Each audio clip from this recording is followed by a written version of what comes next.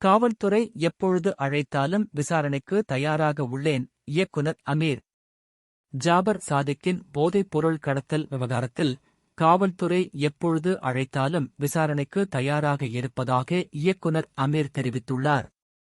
இயக்குனர் ஜாபர் சாதிக்கின் போதைப் பொருள் கடத்தல் விவகாரத்தில் என்னை எப்பொழுது விசாரணைக்காக அழைத்தாலும் தயாராகவே இருக்கிறேன் என இயக்குனர் அமீர் தெரிவித்துள்ளார். இதுகுறித்து அவர் வீடியோ வெளியிட்டு கூறியிருப்பதாவது: இறைவன் மிகப்பெரியவன் படத்தின் தயாரிப்பாளர் ஜாபர் குறித்த என்னுடைய நிலைப்பாட்டை நான் தெள்ளத் தெளிவாக கூறிவிட்டேன்.